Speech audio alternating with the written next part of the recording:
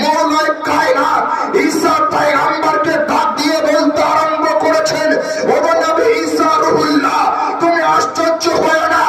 আমি তোমার শেষে একজন নবীকে প্রেরণ করব, তার নাম হবে মুহাম্মদুর রাসূলুল্লাহ। সেই মুহাম্মদুর রাসূলুল্লাহর উম্মতকে এমন একটা মাস দান করব, আর সেই মাসের এমন একটা রাত দান করব,